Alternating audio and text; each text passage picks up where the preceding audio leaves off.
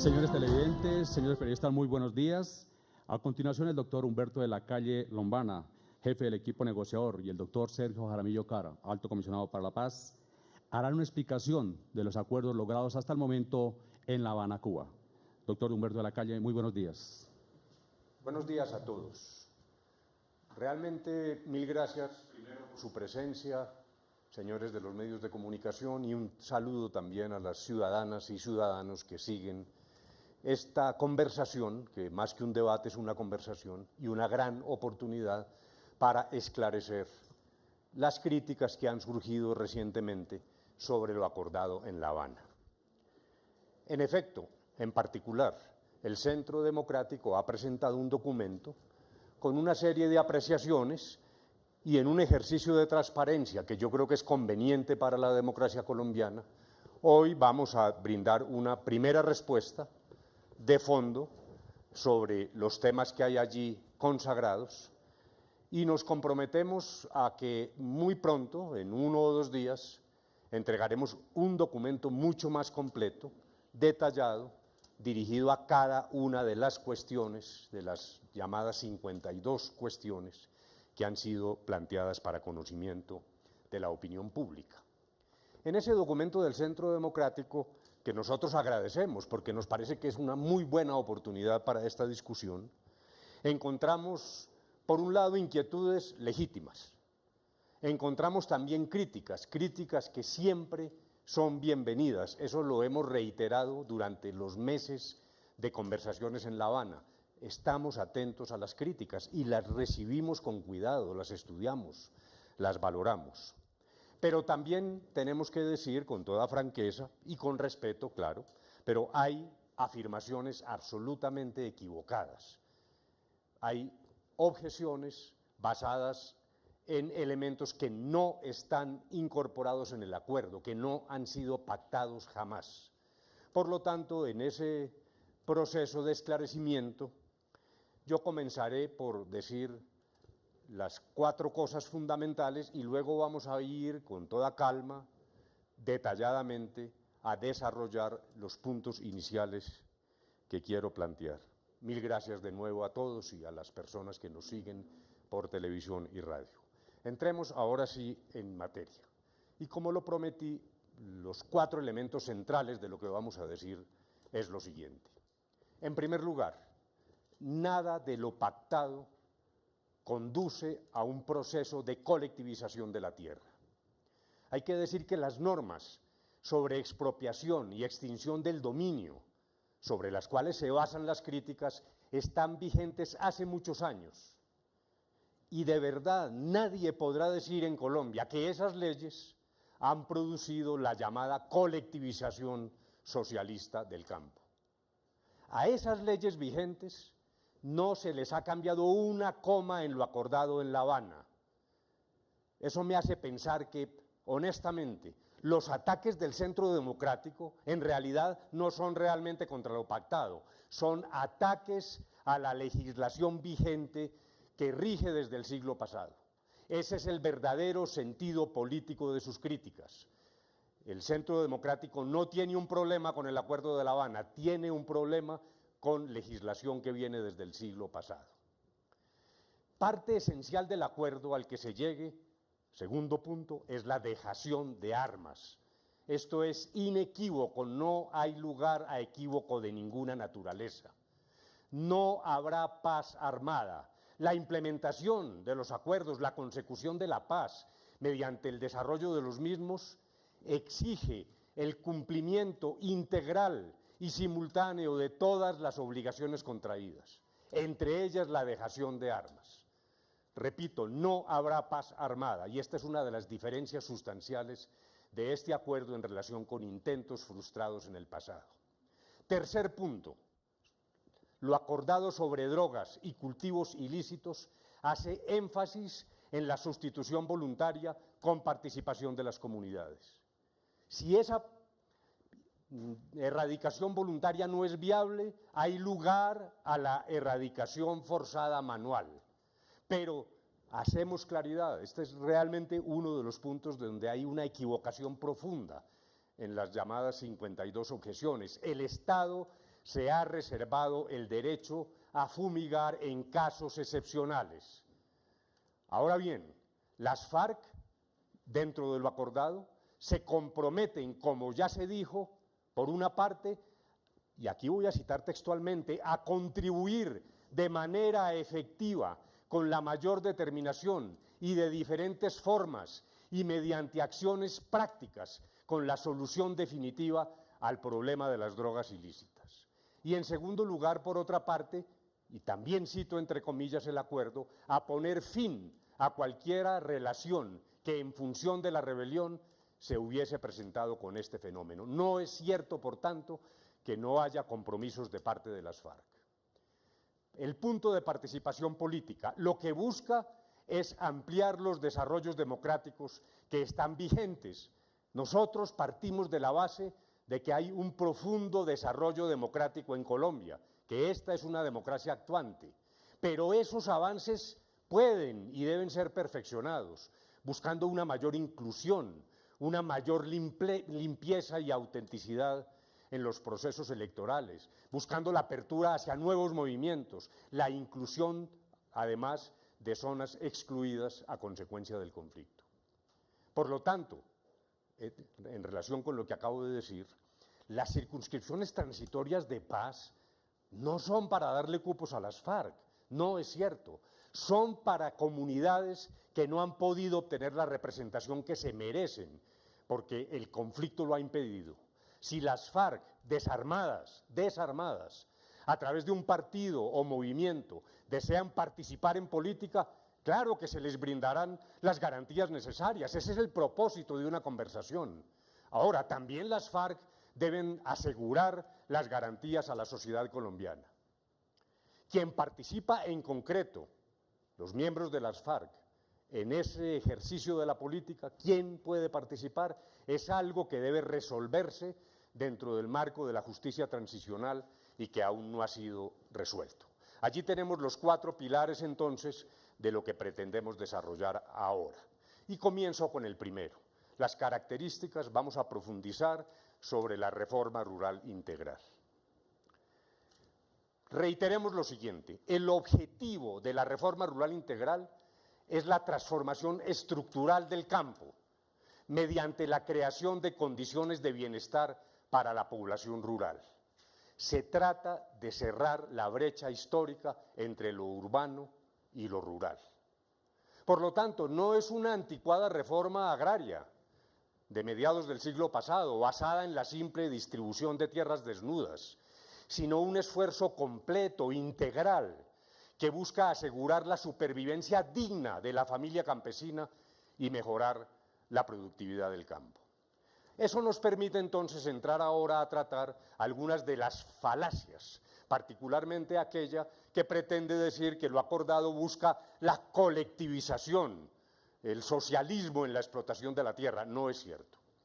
Comienzo por decir esto. Es verdad que se creará un fondo de tierras para brindar acceso a los campesinos que carecen de ella o que la poseen de manera insuficiente.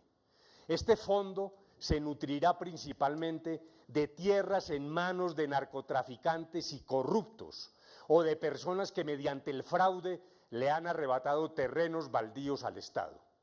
Los únicos que tienen que preocuparse son los delincuentes. Ningún propietario legítimo tiene nada que temer.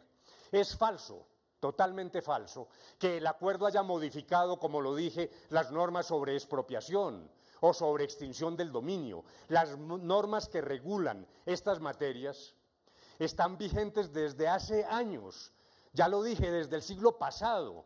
No le hemos cambiado una coma a esas normas, lo reitero.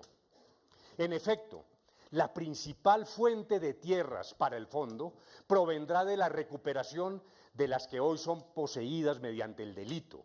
La expropiación no es una prioridad.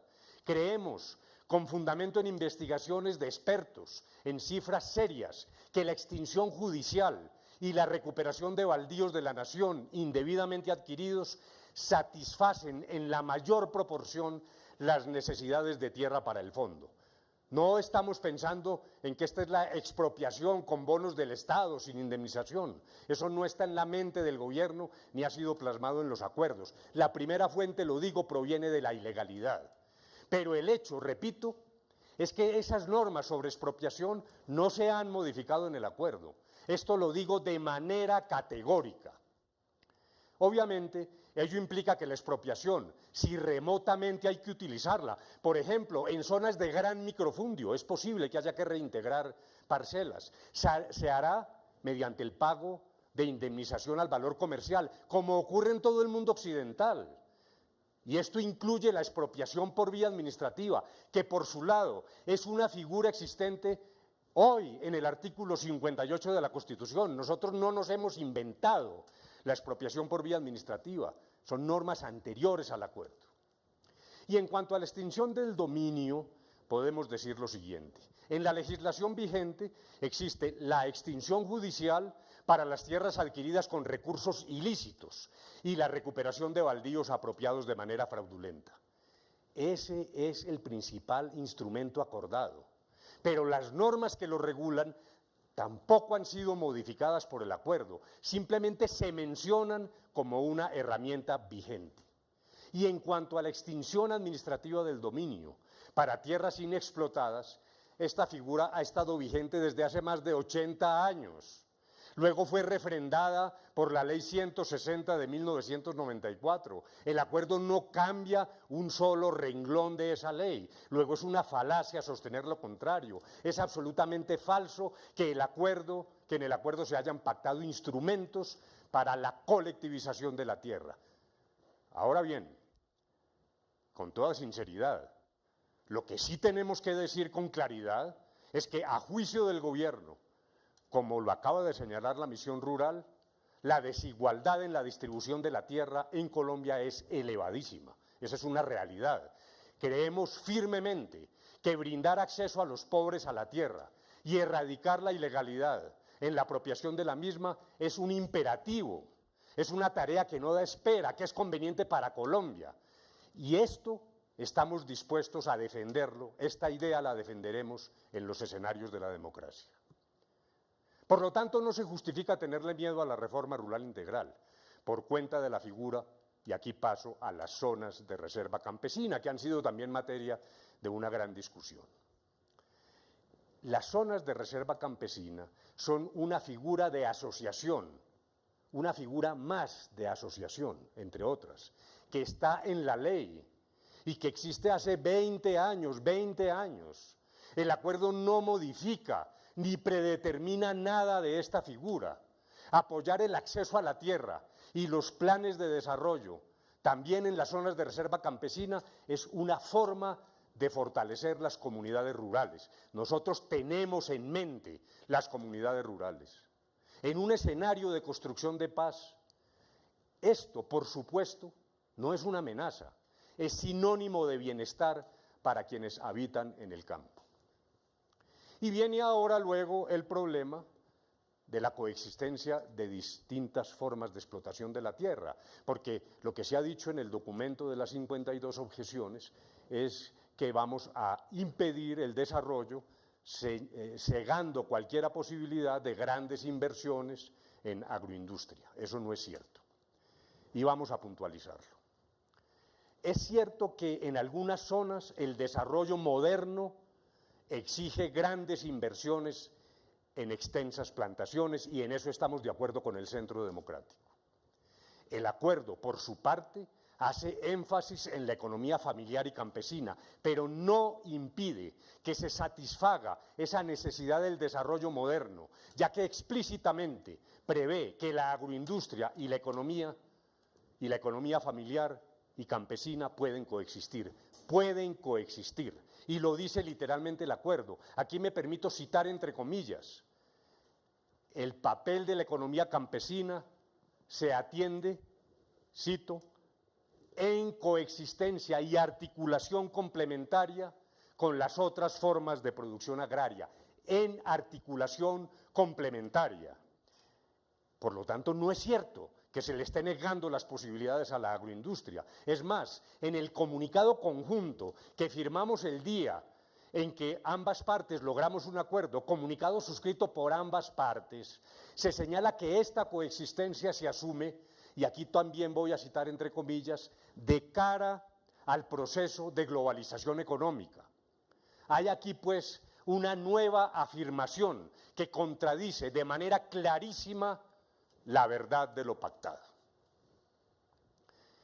Por lo tanto, como lo que se ha dicho por parte del Centro Democrático es que está en riesgo el derecho de propiedad, quiero reiterar, el acuerdo respeta la propiedad privada. Es más, promueve un amplio proceso de formalización de las propiedades. Es que no podemos ocultar verdades, señores colombianos y colombianas. Entre el 40 y el 50% de los predios en Colombia carecen de títulos. Lo pactado, por el contrario de atacar la propiedad, está dirigido a superar eso. Lo que se busca es un profundo proceso de formalización de la tierra, de esclarecimiento de los títulos, de un nuevo catastro actualizado. Con todo respeto, ¿puede seriamente decirse que este acuerdo pone en riesgo la propiedad privada? Ahora bien, el Centro Democrático dice que el acuerdo valida el discurso de las FARC. Nada más alejado de la realidad, y yo aquí pediría al alto comisionado que explique este punto para conocimiento de todos. Gracias, Humberto. Nosotros estamos de acuerdo con el Centro Democrático en que nada justifica el uso de la violencia en una democracia y rechazamos el discurso justificatorio de las FARC. Otra cosa muy distinta es reconocer que 50 años de conflicto han tenido graves efectos sobre el campo que hay que reversar y que las condiciones que aún perduran en el campo han facilitado que florezca la violencia en Colombia. La nuestra es una lógica de no repetición. De nada sirve que se desmovilicen unos grupos si nada cambia en la realidad, si nada cambia en el campo. Volvemos al reciclaje de la violencia como lo hemos visto después de la desmovilización de la AUC. Por eso decimos, y lo ha dicho Humberto de la Calle, que la desmovilización de las FARC es una condición necesaria para la paz, pero no es una condición suficiente. Tenemos que cambiar las condiciones en el territorio.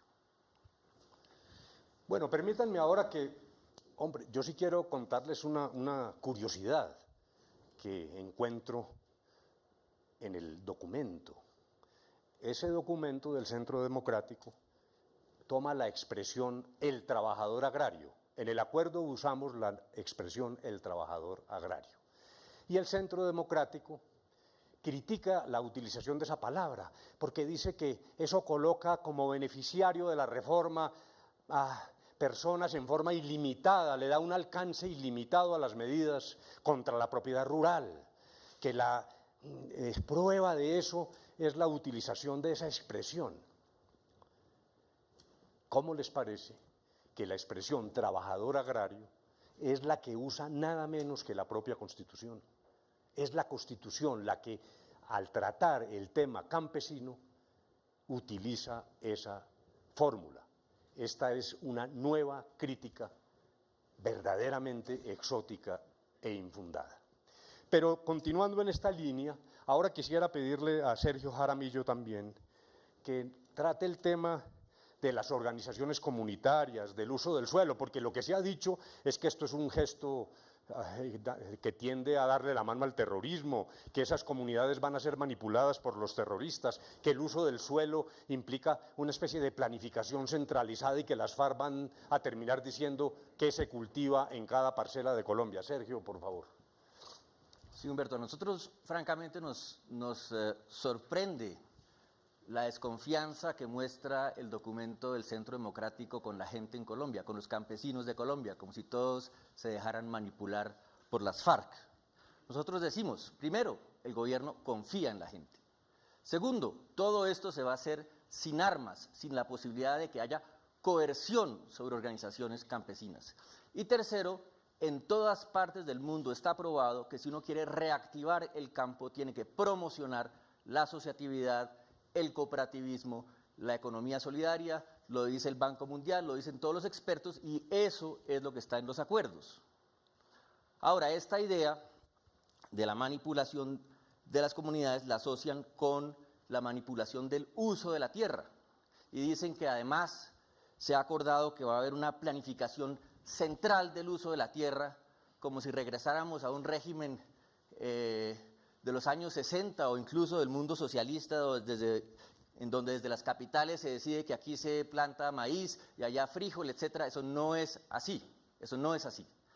La idea simplemente es que se acerque más la vocación de la tierra a su uso real a través de unas políticas del gobierno que permitan armonizar la agricultura con la minería, con el medio ambiente e ir hacia un modelo de desarrollo sostenible. Eso es lo que se pretende hacer. Bueno, luego hay una inquietud, y dijéramos que es una inquietud válida, sobre el tema de la financiación. Y es una pregunta que creo que hay que hacerse.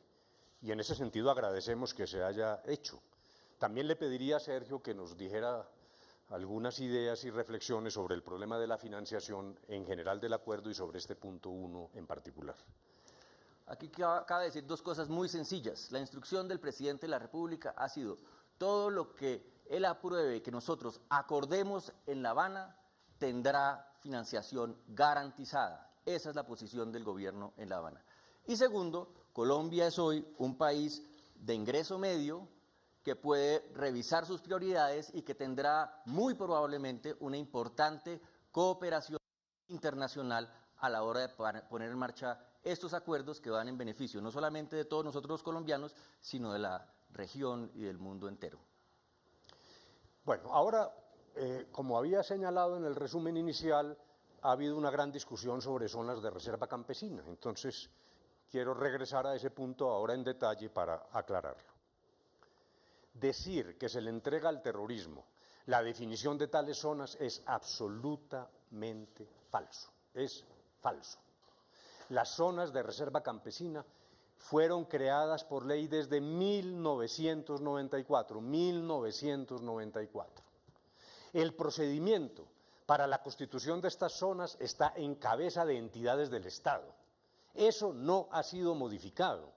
De ninguna manera se dice que las FARC van a crear zonas de reserva campesina o que vamos a crear zonas de reserva en La Habana. No es cierto. Lo único que se dice en el acuerdo es que el gobierno se compromete a apoyar el acceso a la tierra y los planes de desarrollo en estas zonas.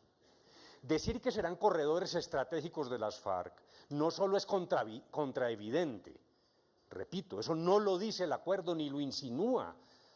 No hay ninguna forma de sostener esa tesis. El acuerdo ni de lejos permite esa posibilidad. Pero esa afirmación además olvida, y ya lo habíamos señalado, que el acuerdo implica un cumplimiento integral y simultáneo de las obligaciones, de tal manera que la dejación de armas es un elemento esencial.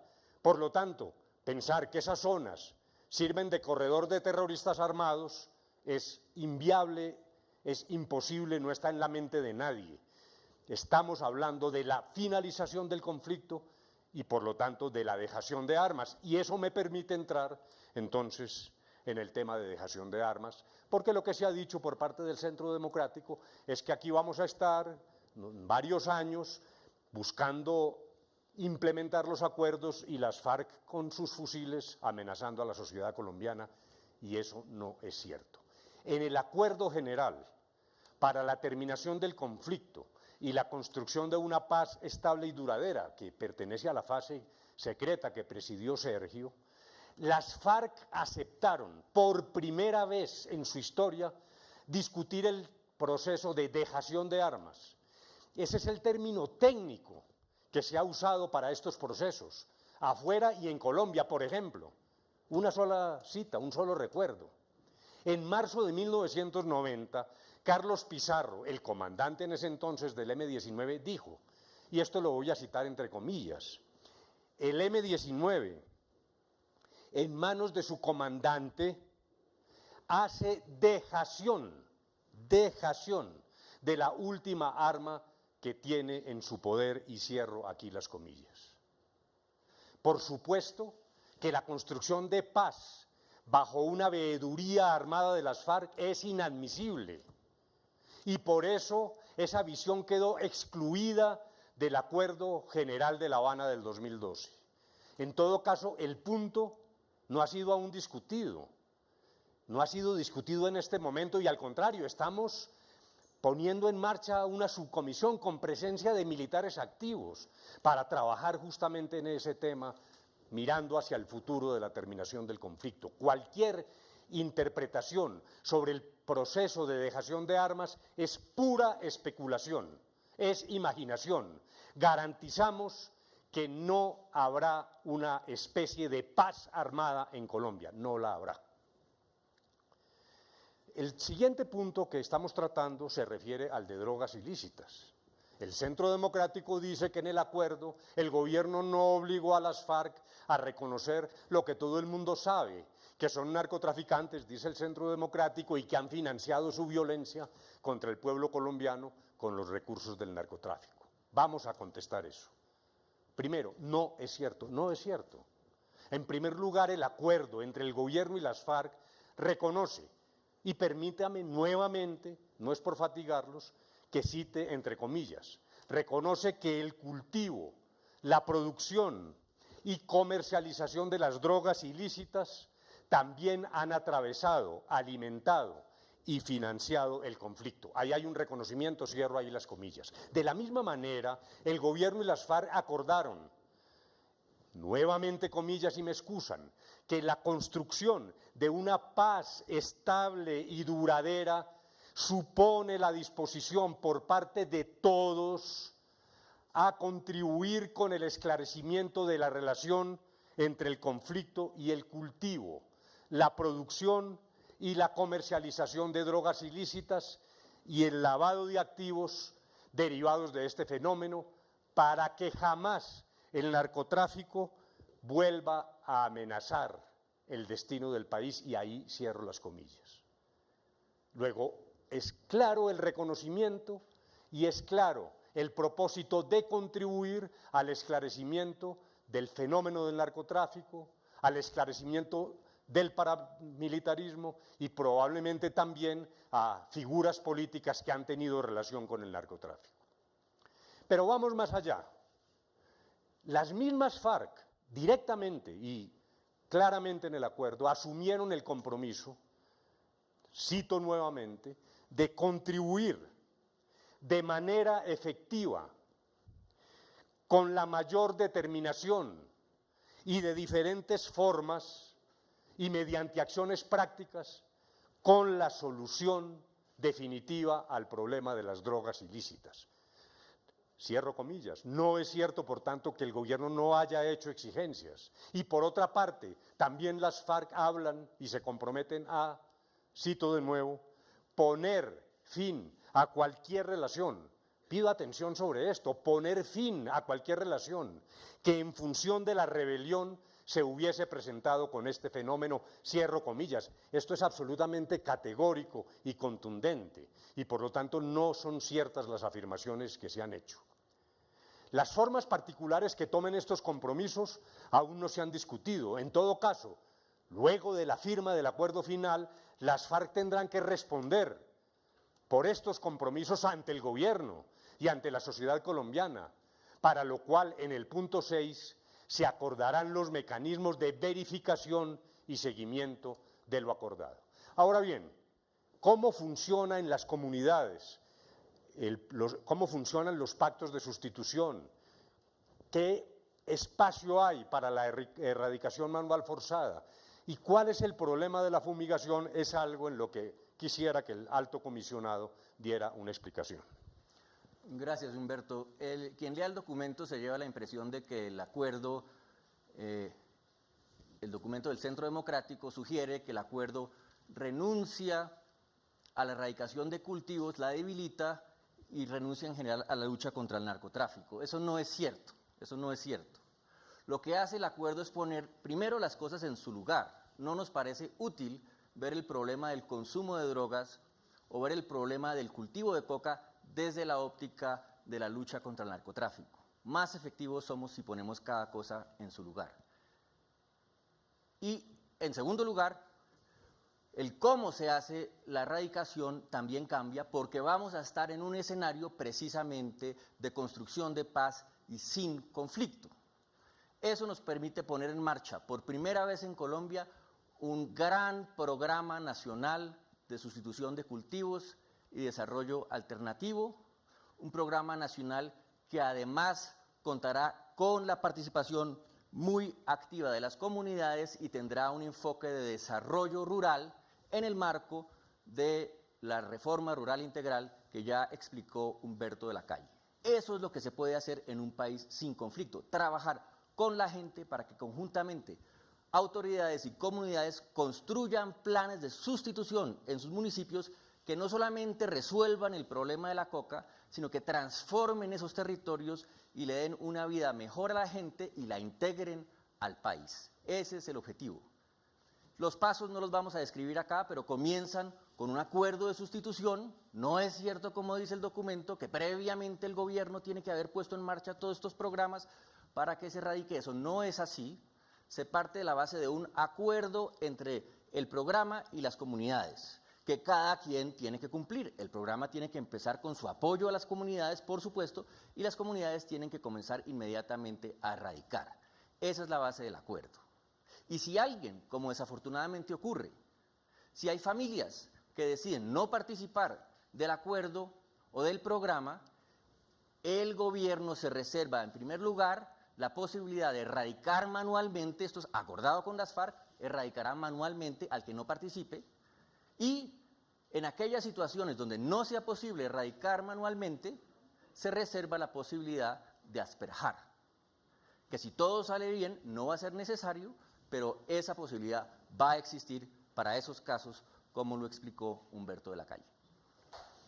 Bueno, y vamos a terminar con el tema de participación política. Lo primero que hay que decir es que el sentido de estas conversaciones, de cualquier proceso de esta naturaleza, pues es que un grupo deje las armas e ingrese al ejercicio civil y democrático de la política. Eso es elemental. Ese es el sustento y el sustrato de todos los procesos semejantes que han ocurrido en el mundo. Y esto hay que mirarlo desde esa perspectiva. De lo que se trata precisamente es de cambiar armas por urnas y excluir la combinación de formas de lucha. Ese es el centro de gravedad, uno de los centros de gravedad de lo que estamos haciendo en estas conversaciones. El Centro Democrático afirma que el acuerdo parte de la base de que en Colombia la democracia es estrecha, que no es pluralista, que no hay garantías para la participación y la inclusión política. Jamás. Yo sí pido que me digan, en ninguna parte del acuerdo se dice que la democracia en Colombia sea estrecha, que no sea pluralista, que no brinde garantías. Otra cosa muy distinta es reconocer que en un escenario del fin del conflicto hay que hacer varias cosas. En primer lugar, abrir espacios en la política para quienes estaban en armas. Como lo dije, esa es la base de un proceso de esta naturaleza. Y además dar las garantías posibles para el ejercicio de la oposición política y también para las actividades de los movimientos sociales, que es un desafío que ya tiene Colombia y que tenemos que afrontar. En segundo lugar, es necesario promover la participación política y ciudadana en las zonas de conflicto en particular, que por décadas han estado al margen de la vida política del país. Tercero, hay necesidad de abrir espacios para nuevos movimientos políticos que surjan en el contexto de una transición, luego de la firma de un acuerdo para la terminación del conflicto. Es lógico que ante un cambio histórico de tal magnitud sea necesario abrir nuevos espacios de participación. El debate democrático siempre ha sido el mejor mecanismo para consolidar la paz.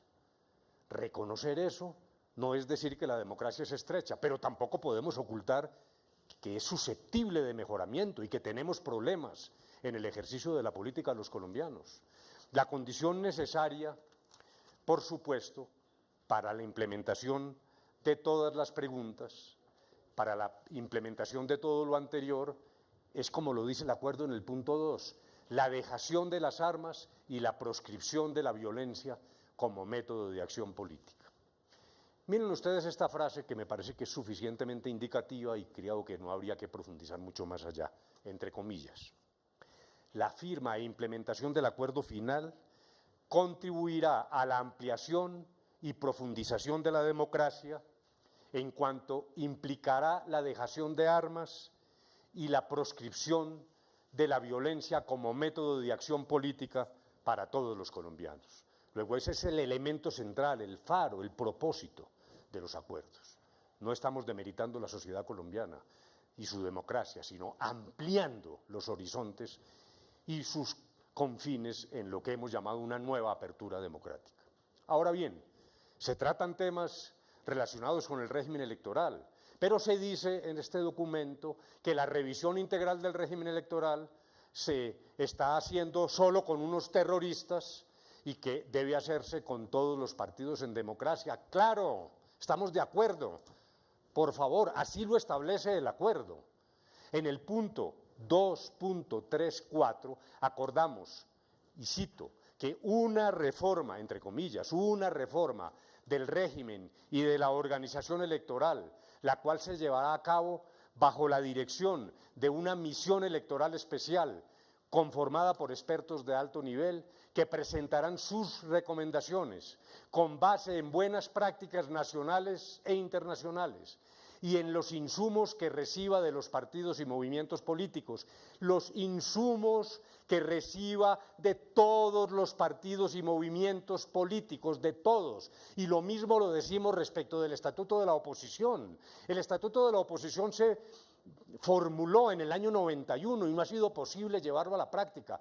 No vamos a discutir el Estatuto de la Oposición con las FARC en La Habana. Lo que estamos diciendo es que nos comprometemos a llevar eso a la realidad con todos los movimientos políticos, con todas las fuerzas políticas. Luego, allí hay realmente una afirmación que es contraevidente. Y en cuanto a la supuesta ausencia de condena de la combinación de todas las formas de lucha y respeto por la oposición política, yo quiero oír unas reflexiones para conocimiento de ustedes y de los colombianos por parte del alto comisionado. Ahí lo principal es la frase que ya leyó Humberto de la Calle y sobre la que queremos volver a insistir, porque esto es un acuerdo entre el gobierno y las FARC, que dice: la firma e implementación del acuerdo final contribuirá a la ampliación y profundización de la democracia en cuanto implicará la dejación de las armas y la proscripción de la violencia como método de acción política para todos los colombianos. Óigase bien, la dejación de las armas y la proscripción de la violencia como método de acción política para todos los colombianos. Escasamente puede haber un rechazo más claro de la llamada combinación de todas las formas de lucha que este. Y esto, señores y señoras, es un acuerdo entre el gobierno y las FARC. Ahora bien, la otra cara de esa moneda, de ese, como dice el presidente, de ese rompimiento entre el vínculo entre la política y las armas, que es la esencia de un proceso de paz, la otra cara de esa moneda es la aceptación del otro, es la aceptación del adversario político, es la no estigmatización del otro. Por eso nos sorprende tanto que el documento del Centro Democrático condene estas expresiones en el acuerdo, porque esto es justamente lo que es la paz. La paz, el primer paso para llegar a la paz es cambiar nuestras mentalidades, es cambiar, si se quiere, el chip que tenemos en la cabeza y aceptarnos los unos a los otros. Bueno, ahora ya estamos terminando. Quiero tomar el tema de circunscripciones territoriales especiales de paz, porque ha dicho el Centro Democrático que el gobierno guarda en secreto cuántas son esas circunscripciones que él está ofreciendo a los terroristas y que además son específicamente destinadas a darle presencia en el Congreso a los terroristas, y también dice que en cuáles sitios del país va a operar esto, que cuántos son los representantes a la Cámara y durante cuántos periodos electorales. Vamos a puntualizar este punto con toda claridad. En primer lugar, el acuerdo no guarda nada en secreto. Eso sí lo tenemos que rechazar de manera categórica. Todos los acuerdos fueron dados a conocer, no hay una sola negociación secreta, nada es oculto, allí está todo. Simplemente reiteramos que no ha habido acuerdo aún sobre el número y duración de estas circunscripciones. En segundo lugar, el Gobierno no considera que la población en las zonas marginadas más afectadas por el conflicto, donde probablemente se establecerán de manera transitoria estas circunscripciones, sean terroristas. Nosotros no estamos de acuerdo con eso. Allí hay personas, víctimas, ciudadanos, campesinos. No nos parece correcto decir que todo el que está marginado en zonas muy difíciles es un terrorista. Y tampoco que un escenario de construcción de paz sin armas, que en ese escenario van a ser víctimas necesariamente de la coerción de los grupos armados, entre otras cosas porque eso contradice la idea central que es el fin del conflicto. El propósito de las circunscripciones transitorias especiales es permitir que quienes han estado al margen de la vida política del país, porque habitan en las regiones más apartadas y más afectadas por el conflicto, puedan tener durante un periodo de transición breve mayor representación en la Cámara de Representantes. Es precisamente una medida de integración territorial, no es ningún regalo al terrorismo. Por otra parte, se trata de una medida política transitoria y excepcional que promueve la aparición de nuevas voces. Por ejemplo, las organizaciones de campesinos, como lo dice el acuerdo, víctimas, incluyendo desplazados, mujeres, sectores sociales que trabajen en pro de la construcción de la paz y el mejoramiento de las condiciones sociales en la región. Una explicación clara, la razón por la cual los partidos ordinarios no pueden competir allí es porque ellos ya han obtenido la representación normal en cada departamento. Es que lo que tenemos en mente es, los departamentos seguirán eligiendo el número de representantes a la luz de la legislación vigente. Esta es una sobrerepresentación de esas poblaciones afectadas transitoriamente y por lo tanto se quiere garantizar que simplemente sean esos habitantes los que resulten representados transitoriamente, que los partidos, evitar que los partidos se apoderen de estas circunscripciones cuyo número transitorio de curules es adicional, repito, a las curules ordinarias. Luego allí no hay ningún regalo al terrorismo, ni tampoco uno puede decir de antemano que el resultado en esas regiones termine favoreciendo necesariamente a las FARC que estarán desarmadas en ese momento. Y una última cosa con la que terminamos en la mañana de hoy es la siguiente. Es realmente un tema que muestra nuevamente la contraevidencia de algunas de las afirmaciones de este documento. Allí se afirma que con el pretexto de aumentar la participación comunitaria en las decisiones gubernamentales se hacen universales las consultas previas, cuyo abuso ha paralizado el desarrollo del país en muchos sectores. Repito, eso no es cierto. Yo sí pido que me muestren en ninguna parte del acuerdo se aborda el tema de las consultas previas. Esta es otra enorme invención. Esperamos haber contribuido al debate democrático. Estamos listos a responder y aclarar a la opinión pública los pormenores de lo ya acordado. Lo que sí nos parece esencial es que estos debates, que son bienvenidos, se hagan a partir de información cierta y en un marco de lealtad a la verdad y a los valores democráticos. Como lo dije al principio, en 1 o 2 días vamos a entregar un documento más detallado y más preciso y ahora queremos escuchar sobre estos 4 puntos que hemos discutido en la mañana de hoy, las inquietudes o las preguntas que ustedes tengan sobre el particular. Muchas gracias.